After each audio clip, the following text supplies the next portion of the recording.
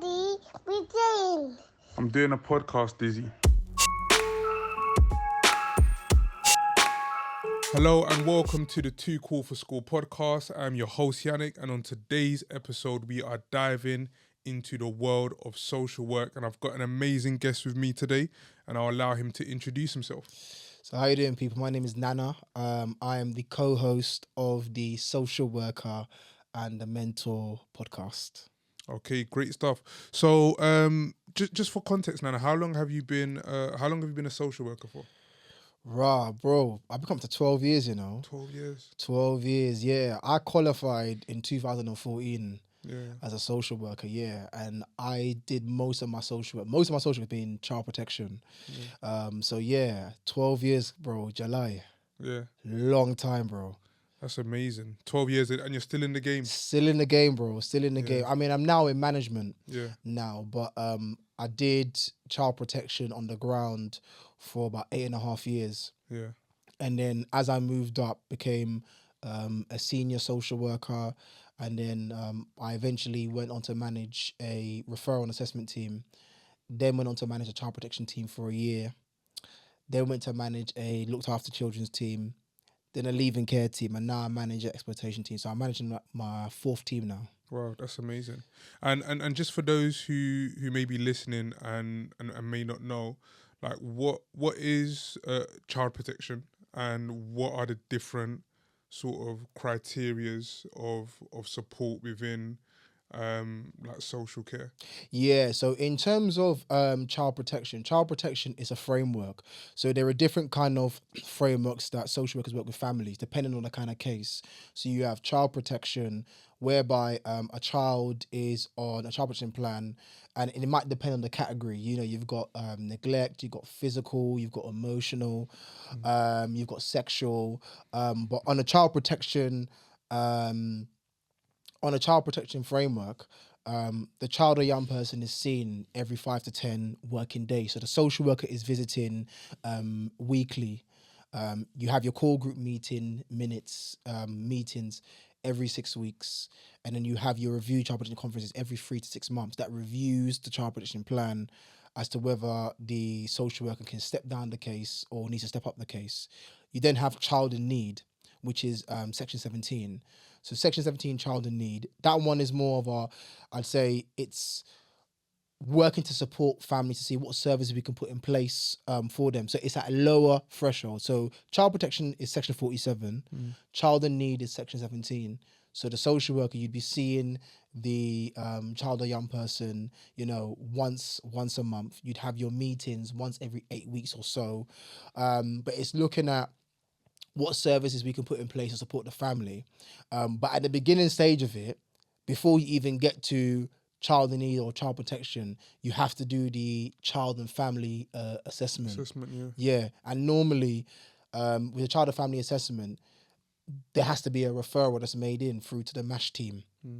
And that's where obviously we kind of receive the contact, receive the referral. We have to obviously review where the referral has come from and then do the assessment as the allocated social worker. So I've been a social worker in an assessment and long-term team where referrals have come in, and then I have to go out and complete the child and family assessment. But each referral has its own context, and then that would depend on where the case goes, whether it's child in need or child protection. You see what I mean? Yeah. And this is a national framework. So the way you work in your local authority, I'm assuming across England and Wales, like other social services follow a similar framework. Yeah, so all local authorities would follow that similar framework, but in terms of how their teams are formed, it might be different. So the reason why I say that, because when I started as a social worker, I worked a locality model.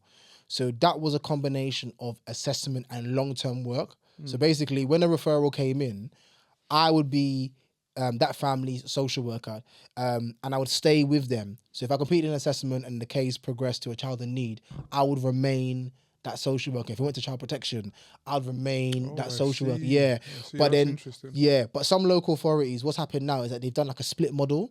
So some social workers just do the assessment, and they referred to as the short-term assessment team.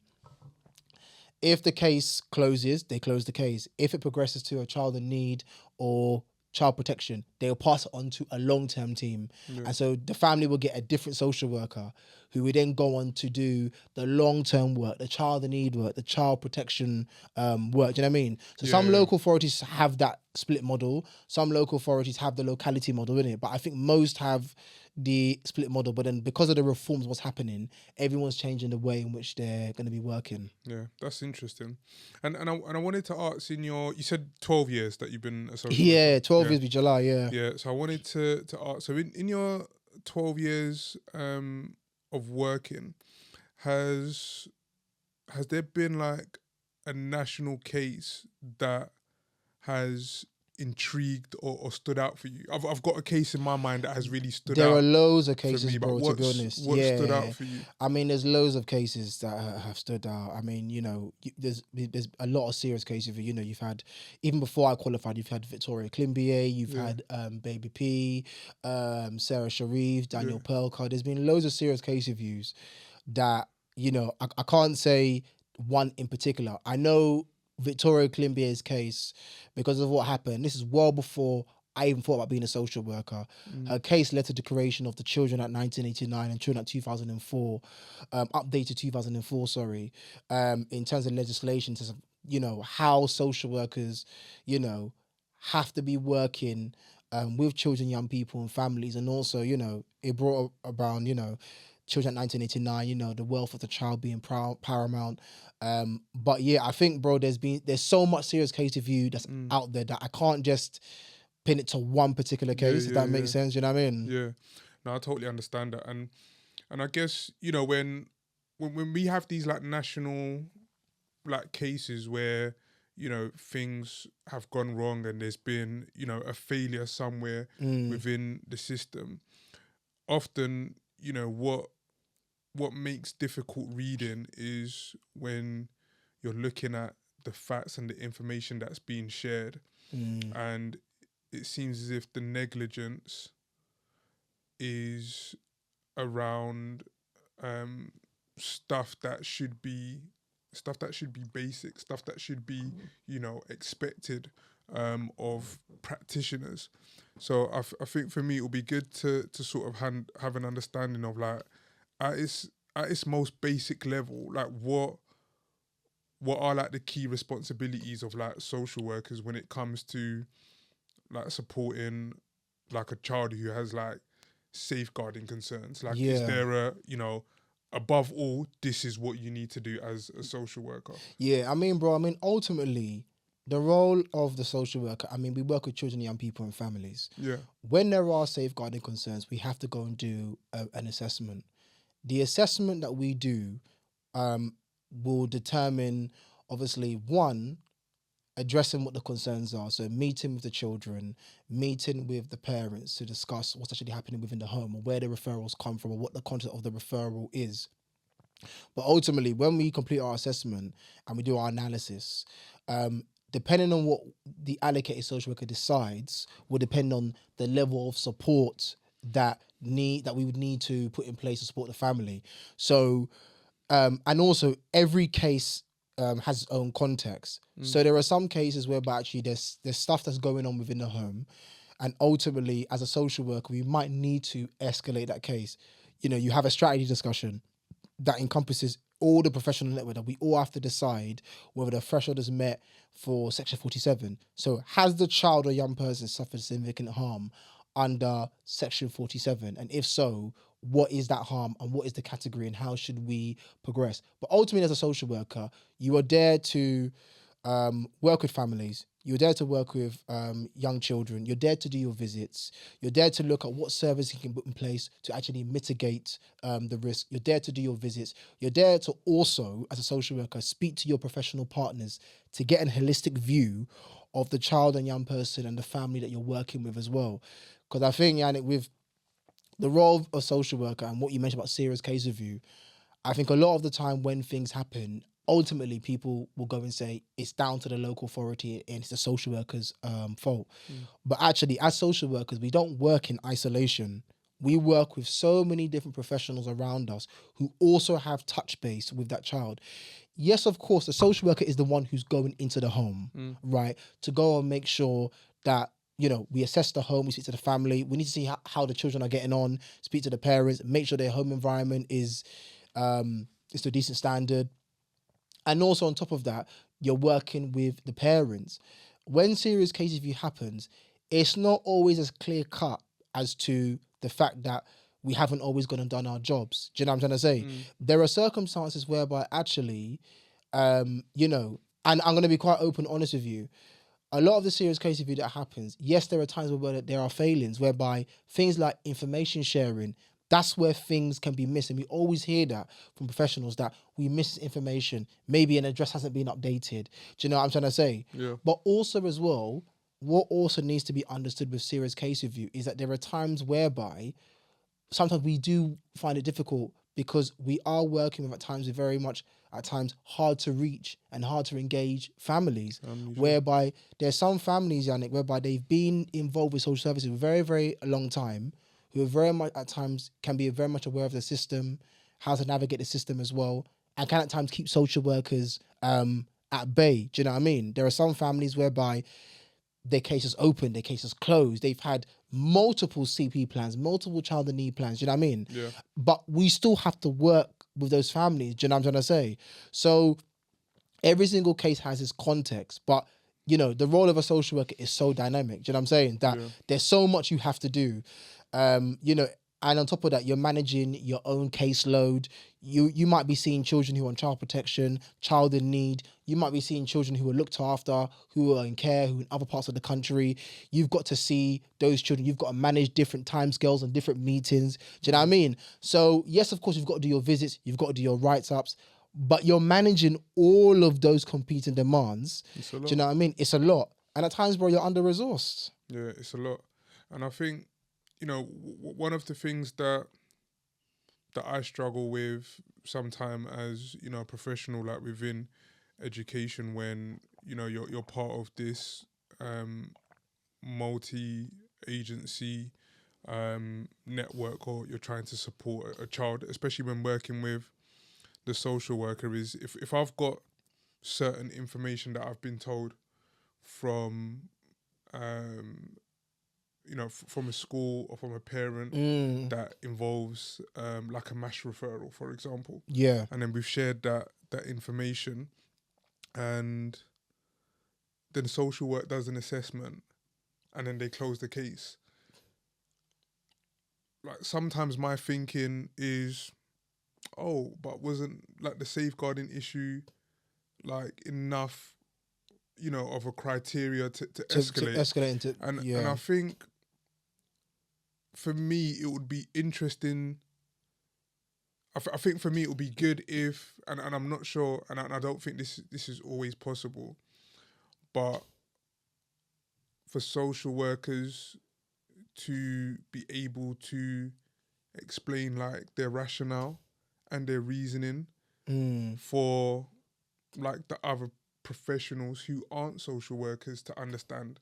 Because in my local authority, I've got access to the framework, so I know the criteria that need to be met for someone to be like child in need, child protection, the threshold document. Yeah, the threshold document. The threshold document, yeah. But then, like when it's not escalated or when the case is closed for whatever reason, like without understanding that rationale, sometimes as a professional you're like, oh, like why did the case close? Why did the case close? Like you're doing a disservice.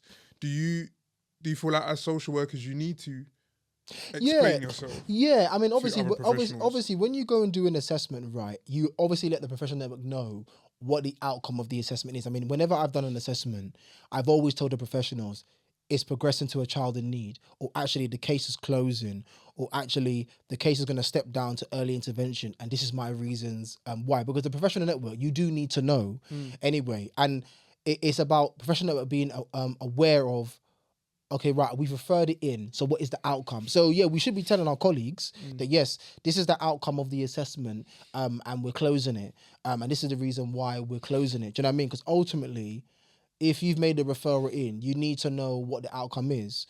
So yes, whenever we make a decision, and we have our analysis and recommendations, and don't forget our assessments that we do is signed off by our managers as well. So our managers also have to be in agreement with what we're saying. Our managers might go and say, actually, you know what?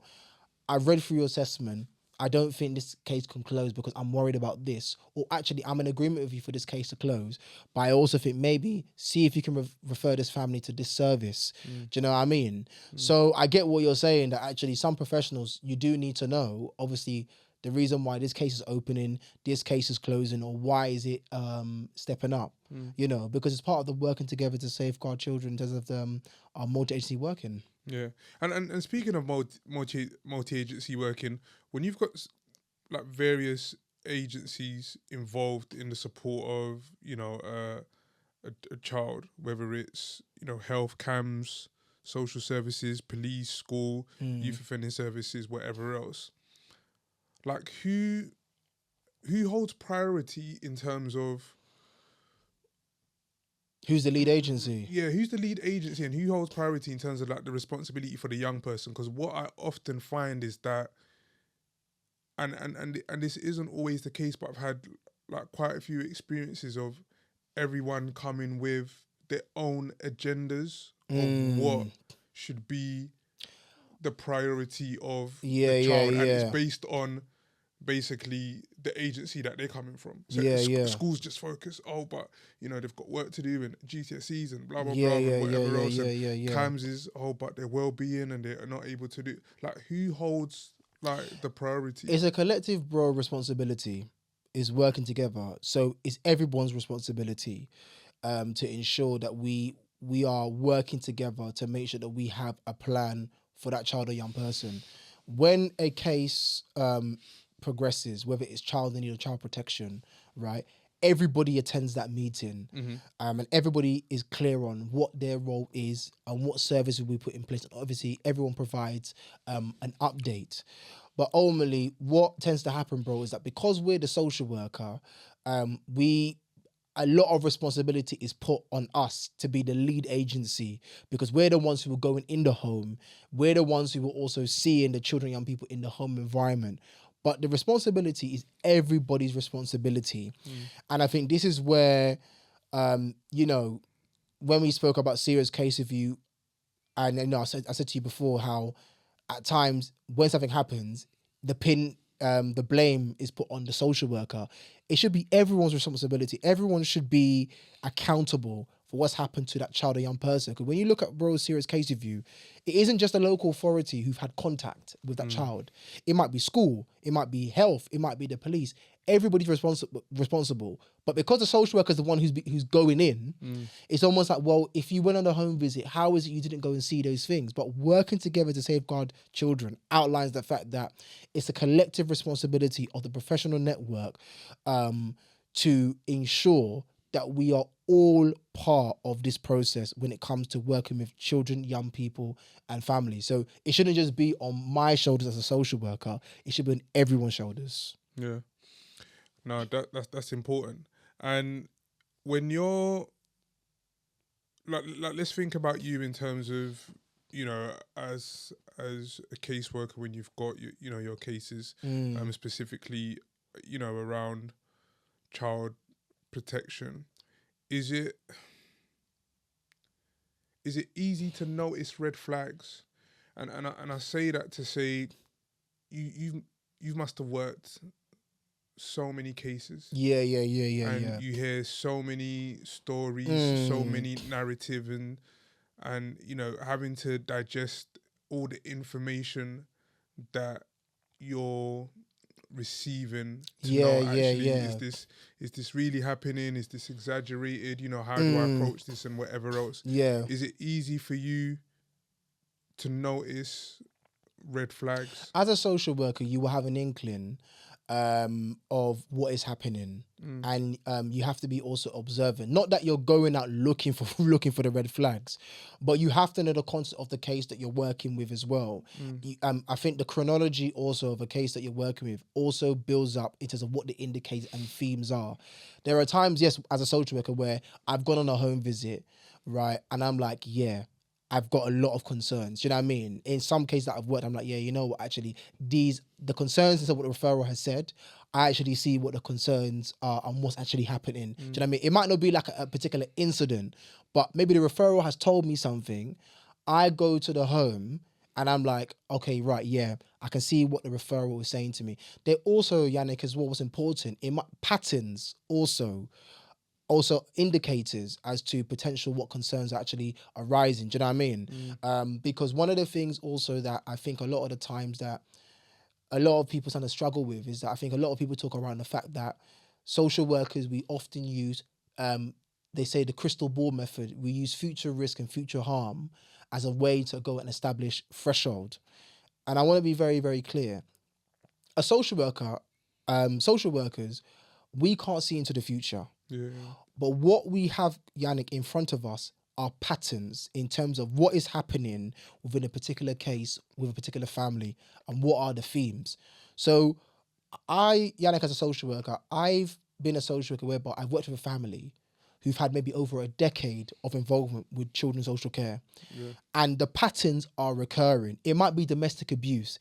That might be the common theme in terms of what's happening within the home. Do you know what I mean? It might be substance misuse. It might be neglect. It's a common theme and uncommon pattern. So it's about what is the patterns in the case telling me about what could happen in the future with this family if the concerns for the children are not mitigated. So I remember one time, a case that I worked with, this family had about 12 years involvement with social services. And I was the 8th social worker down the line. Wow. And what I did, Yannick, is that before I made contact with the family, I read through the history, I looked through the chronology. And the chronology basically is a timeline of our involvement. There have been a lot of police reports. There have been previous child protection plans, previous assessments. And the 7 social workers before me, 3 of them were still in the local authority, 4 of them had left. I read back through, Yannick, their assessments, and they all went and said they're concerned about the future outcomes for the children because this is what is happening within the home. They didn't feel that the parents were being reflective of what was happening, right? So somebody might go and say, well, actually, you're making a judgment of what potentially could happen in the future and you don't know. But by the time, Yannick, I picked up the case, everything that my predecessors had said came to fruition because it was the patterns in the case that was saying this is ongoing. And it wasn't something, Yannick, that was happening in isolation. There were ongoing referrals. There were ongoing plans. So what I'm saying to a lot of people is that, yes, patterns within cases, they also basically, it's almost like a journey of what's happening and what's happening within the family. What are the themes? What's the experiences of the children? What is the indicators? So that particular case that I had, the indicators were right in front of me. And I remember, Yannick, I had to speak to the family. I had quite a transparent conversation with the family, and I said to them, the family kept on saying that, you know, the local authority, you're just coming in, you want to come and take the children away, you're not supporting us. And I said to the family, can I be open and honest with you? I'm your 8th social worker in the last 12, I'm your 8th social worker, right? Yeah. And we've been involved with you for 12 years. Wow. The reason why we're involved is because this is a constant theme and pattern that's happening within your household and within the children. And the problem is, we're not seeing a shift and change. Do you know what I mean? That is what the concerns are. And I had to, Yannick, sit down with the family. I even was in the office, right?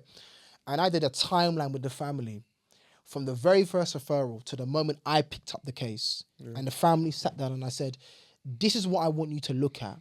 This is a timeline of your involvement with children's social care. There's been 6 child protection plans. There's been X amount of child in need plans. There's been referrals from the school. There's been referrals from the police. This is the trajectory and the pattern of what is happening within your case. So you want social services to be out of your life. And I said to the family that as a social worker, I want to be the last social worker that you see. Yeah. I don't want to be involved longer than I need to, but you have to acknowledge The patterns. yeah. And what that terminology, Yannick, is called, for anybody who's watching, is called cumulative harm. It's where there's a build-up of harm over time. And there are some families that it happens. Obviously, every case and content is different. So, you know, some of the indicators, you read through the history, you, as a social worker, you work with families, you know, they have their own context and you know what's happening. It's about you being transparent to actually address what the concerns are with that family. Tell them what you are worried about so that we don't set families up to fail. I'm very clear, Yannick, with families that my ultimate aim is that I don't want to be involved working with you. But I have to be open and honest that this is a consistent theme and pattern within your community. But like I said, that's long-standing families. Yeah. Do you know what I mean? You know, so it's very, very important. But as social workers, yeah, you will have, you know, within your own case, the indicators they will be within your own case, so you will know what's happening, but you have to be able to address them and be transparent with it. And aside to, you know, picking up the patterns which are key, and I guess, you know, just listening to that, thinking that's especially in this day and age where there's a lot of, you know, turnover in terms of, you know, social workers, that really highlights the importance of, like, you know, properly documenting. Absolutely, bro. You know, The your handover. work, the handovers, like That's right. That's important. And I wanted to know, like, how would you advise social workers to guard against, you know, those parents who are, like, reassuring, those parents who are like, you know, plausible, yeah, you know, everything's fine, like, come look, and but really, you know, there's things that they're masking, or things that's being, you know, hidden, so that social services, you know, can't really see, like, what's going on. Like, how do you work? I think, Yannick, it's important for social workers also to, when you're working, because you're right, it's a very good question. So there are times, Yannick, whereby you're working with families whereby there actually are concerns, right? And the families are maybe keeping things at bay away from you. For me, what I always say to social work, and I say to families, that for me, what's important is that you're open and honest and transparent with me. When, Yannick, if there's any concerns, Yannick, that I've got with families, like, I remember one time, Yannick, there's one family I was working with, and the family at the time, I knew there was concerns because I was having difficulty doing home visits. Do you know what I mean? And I remember what I did is that I actually met with the family in the office, and I was very, very open with them to say to them that my concern as a social worker is that I haven't been able to come and do home visits, right? And what my concern is that there's my worry is that I haven't been able to see the home, haven't been able to see you in the home or see the children in the home. So I'm worried about what's actually happening within the home. And I said, for me as a social worker, I'm very, very transparent. If I've got concerns and worries, I'll be open and honest with you. And I want you to be open and honest with me. There are some families, Yannick, where actually they are very, very scared of social workers because there's a big stigma out there that socials come in and take children away. I can understand, you know, as social services, we are an institution. So I understand from family's perspective why you wouldn't want a social worker in your house. Do you know what I mean? I get that as a social worker. Like, if I would be very, very naive to go and say, I don't understand that. Do you know what I mean? Is there data on that? Sorry to cut you off. Is there data on that? Like, how, like, the amount of times, like, a child's been taken away from their family? This is the thing, right? And I'm glad you're saying it, because there is data in terms of the amount of children that are in the care system. But this is the thing, Yannick, right? The stigma out there is that social workers come in and remove children, that we can just walk in and take children away. My pushback for that, and I say it a lot, is that a lot of people, Yannick, don't take into account the process, right? As a social worker, you mentioned in the very beginning of the podcast in terms of child protection and the thresholds. For us, Yannick, for a child, Yannick, to be removed, a judge in the family court setting has to approve the interim care order, right? The threshold for removal is section 31 of the Children Act 1989. That threshold, and I know the threshold very well, in subsection 2A and 2B, and it says, a child or young person has suffered or likely to suffer significant harm if an order is not granted. That threshold has to be crossed in the family court setting. But before you even get into the family court, you have to go through each of the thresholds, right? As in, you've got child in need. You've then got child protection. After child protection, we have to have a legal planning meeting, right? The social work team has to have a legal planning meeting. So even me at team manager level, if a social worker says to me, Nana, I think this child should come out of the home, it's not going to get past me because I have to also speak to my manager. We have to go to Legal Gateway. When you go to Legal Gateway, right, Legal Gateway is a panel whereby senior leaders, Yannick, have to hear, why is it you're bringing this case to the legal arena, right? And even then at Legal Gateway, you've got heads of service, you've got directors. They have to give the say-so to go and say, right, go ahead and write the statement. But the statement as to lodge an application into court. But they will ask you, so you're saying we should go to court. Why is the child protection plan not working? Have you spoken to any family members? Have you looked at family who can support? These are, Yannick, all the discussions that we have as a social work team. Because the courts will want to know, right, you're asking for this child to be removed to come into care, but have you assessed family members? Have you done any viability assessments? These are all the things here, Yannick. Even, Yannick, before you go into court, there's the PLO process, which is public law outline, which is, I say in layman's terms, you're knocking on court's door without going into court.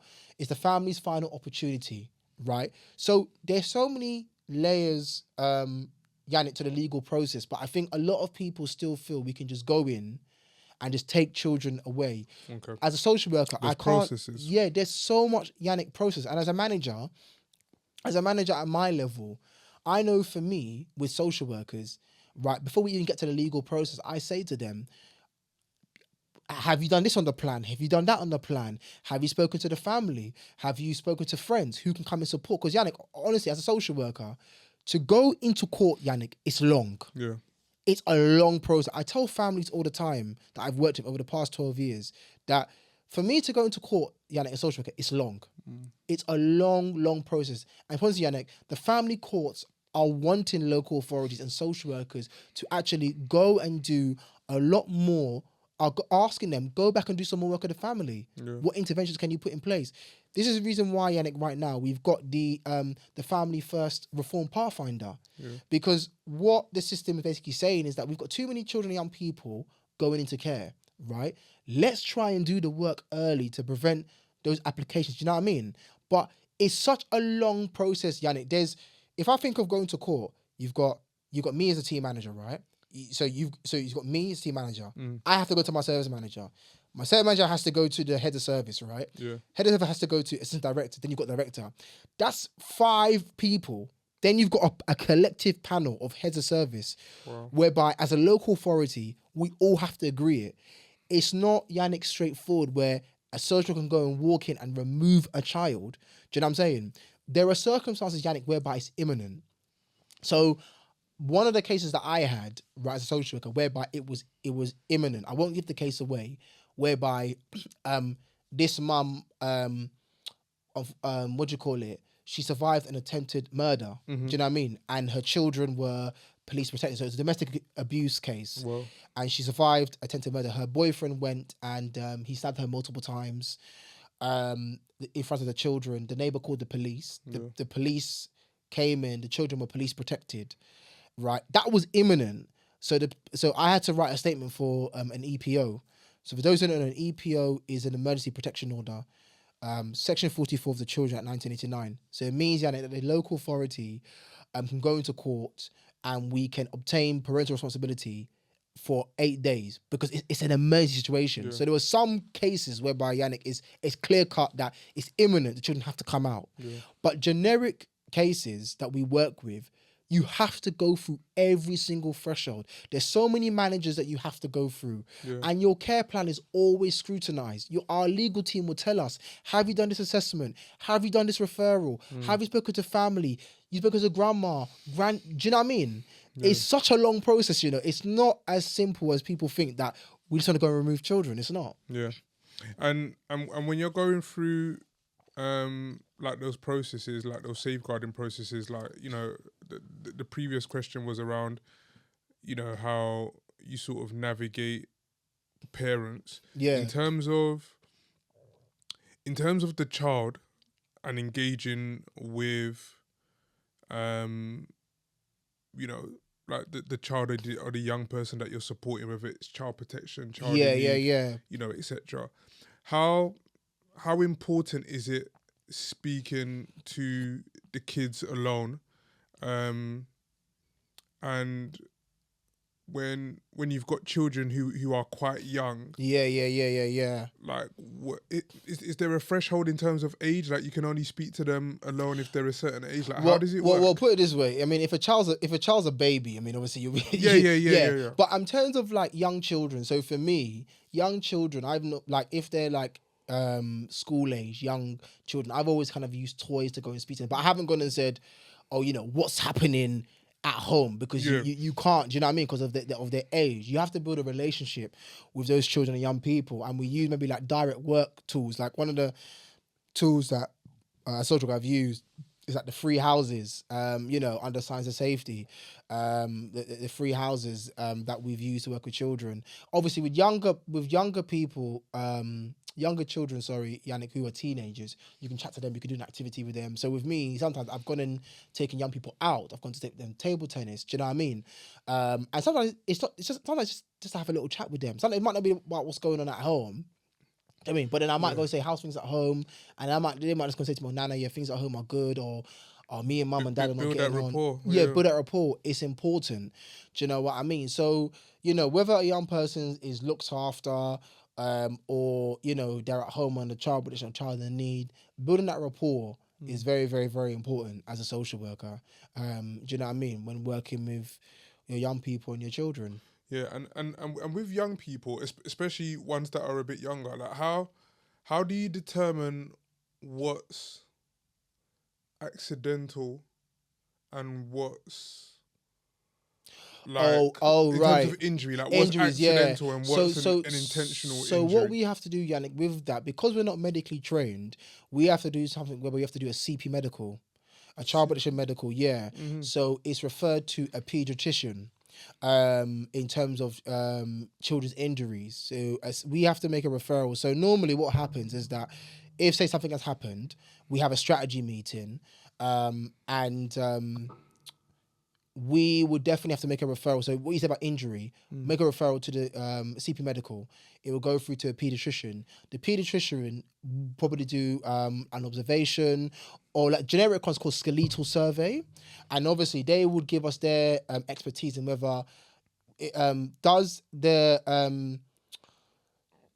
what's the word I'm looking for? So how the injury came about. Do you know what I mean? What was the mechanism of the injury? So they will be the ones to give us their expertise. Do you know what I mean? Because as a social worker, you might go and say, well, actually, it was non-accidental. But a pediatrician might go and say, well, actually, this is the referral. I've done a survey based on my knowledge and expertise.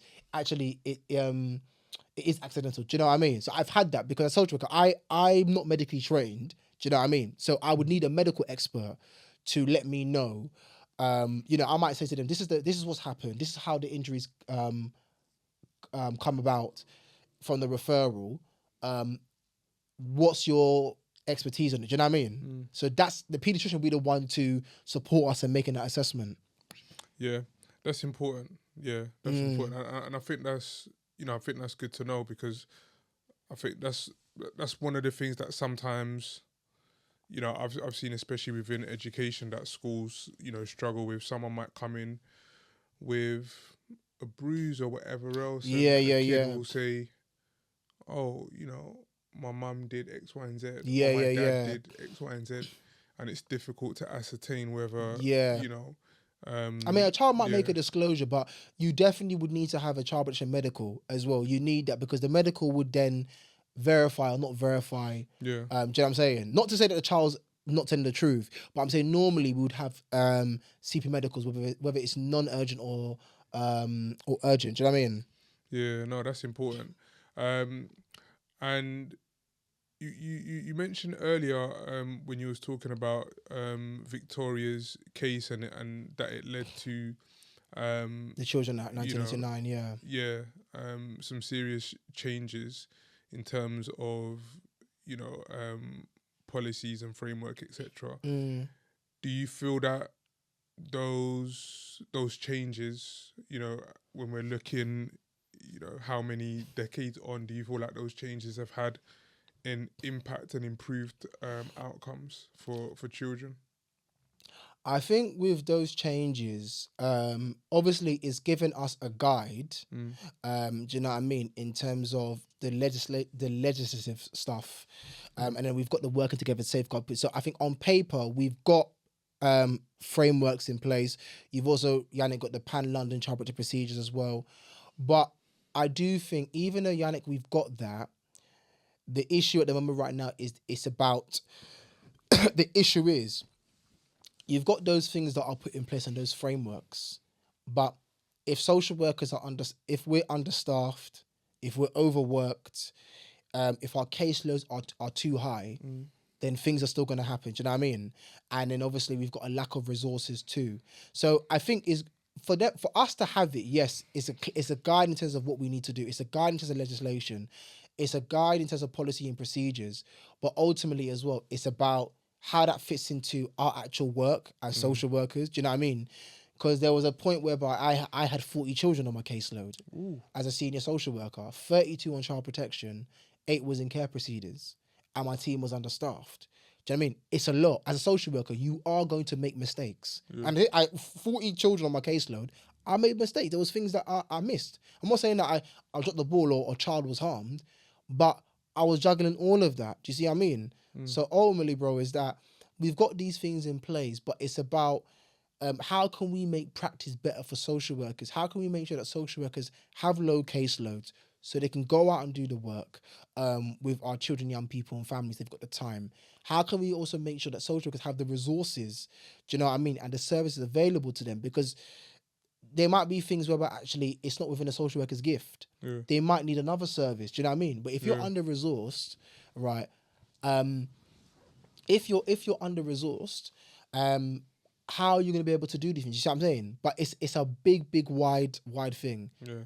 And what does a balanced caseload look like? And does it differ across local authorities? Yeah, does it differ across local authorities? Because some people might be listening and be like, "Oh, 40, that's a regular thing for me." Yeah, and the thing is, you know, because I had 40 children in 2017, 18, but at that time, my team was very understaffed as well. 40 children is dangerous as a social worker, even me as a senior social worker.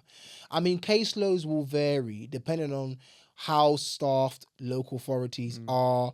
Do you know what I mean? But I'd say a decent, good caseload, Yannick, for social workers, if you got anything less than 12 or up to 12 to 15 is actually okay. Do you know what I mean? I know my local authority, the team that I manage, like 15 is high, and we try and make sure we get that down as soon as possible. Do you know what I mean? Yeah. So, you know, give a social worker a lower caseload. You know, if you've got 15, you're max, but anything higher than that, then yeah, it's a lot. And there'll be social workers listening who are on way more than 15. Yeah. And I know they've been saying to their managers, listen, my caseload is way too high. Much, yeah, do you know what I mean? They're not able to see all the... And bro, you can't. You can't. You know? So, yeah, man. Yeah, no, it's a lot. And, you know, thinking about, you know, those pressures for social workers, because one of the things that I think about in my local authority, and I guess you could say the same in like teaching as well. You know, the retention, the turnover. Yeah. You know, it's very difficult, and what I would want to know is, like, when you look at the start of your career as a social worker in comparison to where you are now and what you're seeing in terms of the social work field and your peers, etc.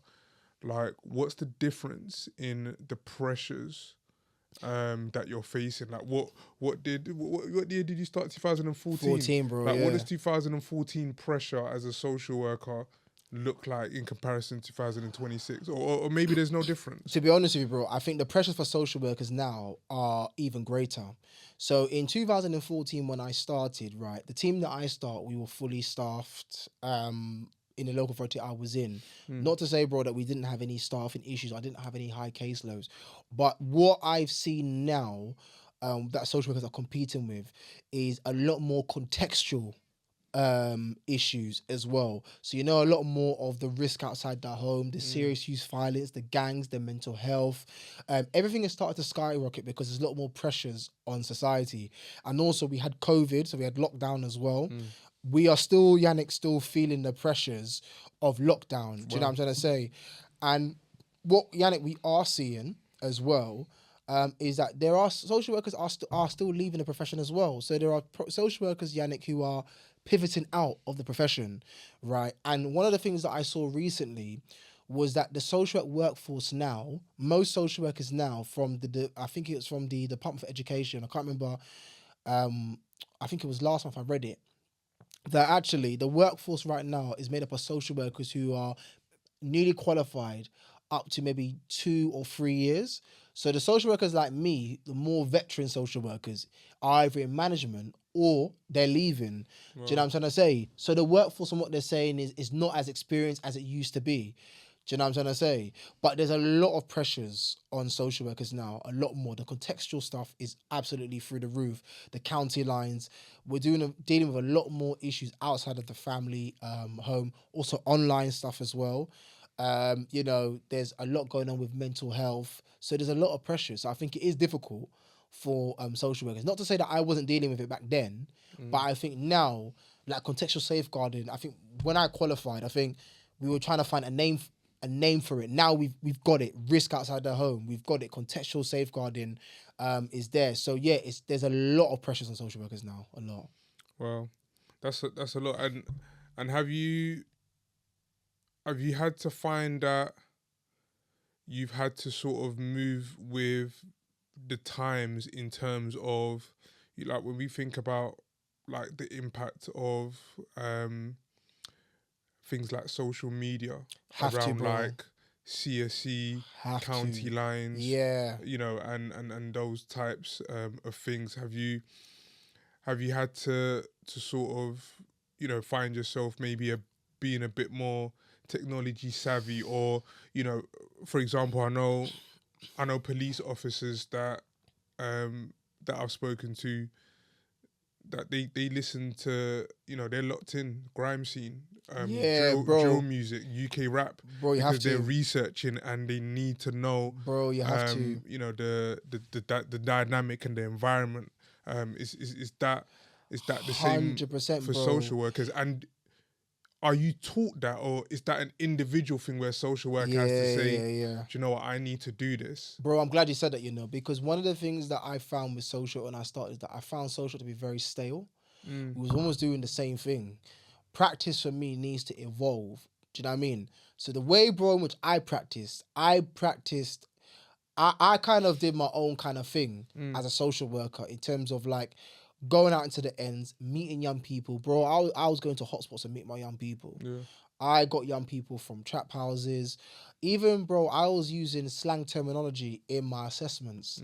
And I had to kind of put brackets as to what it meant, because one of the things that a lot of families felt is that social workers are quite detached from what's going on in the ends and in the community. So I didn't want to be that social worker where I was like, you know what, families and young people can't relate to me. So the way in which I practiced was very, very different. I was very much my authentic self. And one thing, bro, I'll say in social work is that there's not many black men in social work anyway.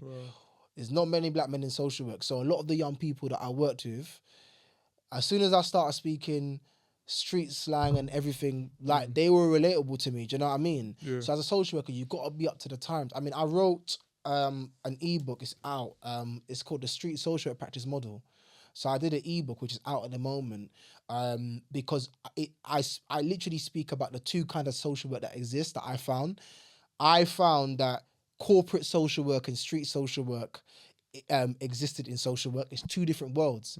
And it's like, you know, you got the corporate social work when you're in the office with your managers, you're talking about budgets. But when you go out into the ends, right, and what do you see when you're out in the ends? You know, it's the hotspot, it's the food shop.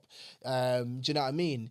Music, it's community. You've got to really immerse yourself with the families that you're working with, because that is how you're going to be able to get in there. So I didn't want social practice to be stale. So I practice very, very modern, different kind of street social work. Do you know what I mean?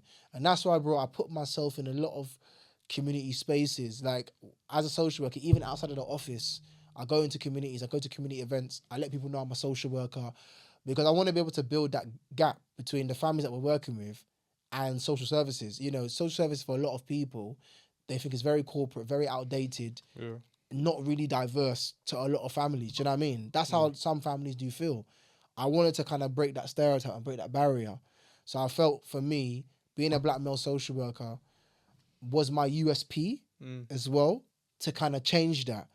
And at uni teaches you the theoretical stuff. It teaches you a lot about the kind of like the old kind of theories which are important, like, you know, your Bowlby's, your Erickson, your Piaget. You need to know that.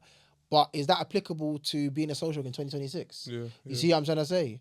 You know, there should be, I've said it before on our podcast, there should be a module on home visits. Do you know what I mean? There should be a module on home visits. As a social worker, if you work for children or adults, you're going to be doing home visits. There should be a module on doing home visits. Do you know what I'm trying to say to you? So, yeah, man, I think you got to keep up with the times. You got to know what's happening on social media with our young people who are accessing it. You got to know about TikTok, you know, and you got to practice differently. You know, take your young people out. You know, show young people that you're relatable. They will open up to you. Because, bro, a lot of young people, they're surprised. When I say to me I'm a social worker, I don't look like a social worker. So some people used to think that social worker, he was like an older lady. Yeah. He's a social worker. You don't think of black man like me as a social, do you know what I'm trying to say? You don't. Them Tracy Beaker ones. I know Tracy Beaker had a social worker, didn't she? Yeah, but that's what I'm saying. But if you think of social work, bro, like even me, yeah, when I started uni, there was only like 3 or 4 men there. But as a social worker, even me, I didn't think me as a black man as a social worker, I didn't depict that as an image. Yeah. Do you know what I'm trying to say? And even still now, it's only a small cohort of black men who are there. You know, I've asked Rob so many, he'll watch it, I've asked him so many times to become a social. He's like, no, he ain't on it. He's not on it. Because most black men will go into yacht, go into gangsters, which is brilliant. But then I think in social, for me, there's a void whereby, because a lot of black men are not there, right? Sometimes our young black boys, you need that. You need that. And sometimes it's good to see, you might need to see a black male social worker who gets you on the ends. So with my young people, the young people, bro, I used to have young people, like most of the cases and young people that I used to work with, was the gangs, the county. Like, I like working with those young people. So when they're up to their stupidness and nonsense, I used to go to the hotspots. I used to go and just chat to them. Go home, please. Go back to your yard. You know, one of my young people was trapping in the ends, and I stopped him from drug dealing. Right, he was pissed off at me. He was angry at me. He raised a knife to me. And Rob was there on the home visit, and I remember he got arrested. And then he called me. He's like, "Nana, bro, man's in custody. Come get me out." I said, "Bro, did you not just raise a shank to me on last home visit?" All right, I'll come and check you. That's the kind of social I want to be. Do you know what I mean? I want to be, bro, relatable. I don't want to be stale. Yeah, that's important, and I guess that's a testament to you, your character, you know, and the type of person you are. Yeah, man. And you know, like, yes, we were talking about, you know, the baby P's, you know, Victoria's cases, etc. And you know, often than not, when we hear about, you know, social work, it's always these bleak cases. It's always, oh, you know, there's been a failure here or a failure there. But one of the things that can I just respond to that quickly though? Yeah, of course. One thing, bro, I was gonna say, and this is the thing that I always go and say, that as much as though there have been failures for those children, one thing you have to remember, bro, and I had to accept as a social worker, that if a parent or carer wants to harm their child, social worker or not, they will do it. And one of the things we have to accept is that those children were harmed and killed by their parents or carers. As a social worker, bro, I can tell you that I've had a case where I've gone to see a child or young person on a home visit late at night. And then the following day I log in, there's been an incident. And bro, so imagine I've gone to see you at home and I get a referral the following day, there's been an incident. So bro, one of the things that I think people have to accept is that, yes, I recognize as a social worker that there have been failures by local authorities, and we have to be accountable for that. But also we have to also accept that those children were harmed by their parents and carers. We can't shy away from it. So sometimes, bro, as a social worker, you feel damned if you do, damned if you don't. Because one thing, bro, I would say is that if all those children, if they were removed and they were still alive, people would go and say, right, you've just gone and taken my child away for no reason. That would be the narrative that's out there, that those children have been removed for no reason. But those children have died at the hands of their parents or carers. So people will go and say, well, right, that means you didn't go and take them. But in certain circumstances, bro, what I'm saying is that social care, you feel stuck because it's like, well, it's a catch-22. Yeah, catch-22. Because then if we follow the processes and a child has been removed and the court has approved it, then people go and say, well, you've gone and taken the child away from me. Yeah. But those children, whereby there's a serious case of you and they've been killed, people go and say, well, you didn't remove them. Yeah. So social care kind of is like, it's like, well, then it's damned if you do, damned if you don't. Yeah. Do you know what I'm trying to say? Yeah, bro. 100%, 100%. And yeah, I just wanted to follow on, you know, as I was saying, that I know that often, you know, the narrative and what we hear on the media is often, you know, bleak cases. But one of the things that, you know, I really like, especially when I've seen on your social media, is that you share success stories. Like you share 100, you know, bro. stories of, you know, someone that you used to work with years Yeah. ago and etc.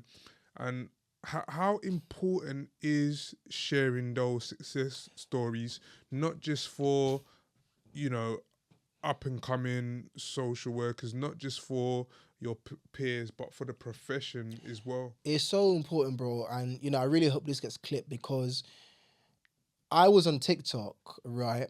And I got a message on TikTok, and I get loads of messages on TikTok. But it was the parents asked me if I worked for this local authority back in 2014, 2015, and I recognized the mum, and I messaged her back, and I went and said, "Oh, I remember you. I remember working with your family." And bro, it was kind of like emotional, you know, because the positive stories of social work we don't hear. We don't hear it at all. And bro, I was so happy because I recently, like, we've been talking since we reconnected. We've been talking, and you know, I got to meet with the family. I got to meet with a young person now who's a big man. He's married. Getting married. Hopefully, getting married in the future. Has his own family, and it was nice, you know, because we never hear about those positive relationships whereby actually we've made a difference, that we've actually made a difference. We only hear about the negative. And I always try and say that it's important that you have a balance in social work. Yeah.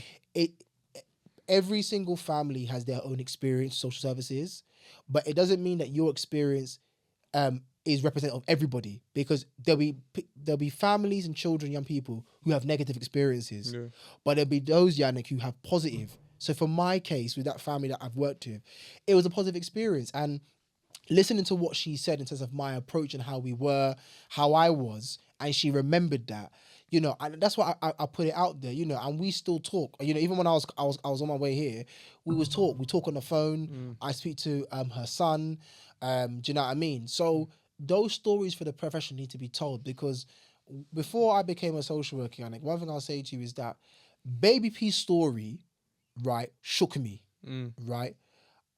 I before I qualified was like, if I as a social worker have a child die on my caseload, I'm absolutely finished. Yeah, your head's gone. Right? My head's gone. And that was one thing that put me off. And you know, bro, I should have told you in the beginning, you know, I didn't want to do child protection. When I qualified, I didn't want to do child protection at all because of stories like Baby P and Victoria Climbier. I ended up staying in child protection for over a decade. Do you know what I mean? But it was that fear that, what if it's my fault? You know, and bro, I had a young person stabbed on my caseload. It happened. Do you know what I mean? On my own caseload. That young person is alive, but I know the feeling. Do you know what I mean? And bro, look, no social worker, I don't think any social worker goes to work and you want to find out a child or young person you're working with has been killed on your watch. Because people will be asking and saying, what work did you do? Do you know what I'm trying to say? So, yeah, I think the positive stories, bro, need to be told. And it's something, bro, that, you know, I want to hear a lot more positive story, because the negative, bro, I can talk about it all the time. Yeah, of course. You know, and I've spoken about serious cases before, you know, but I think for upcoming social workers who watch this, I think you need to see good stories as well. Do you know what I mean? It's important, that's bro. important.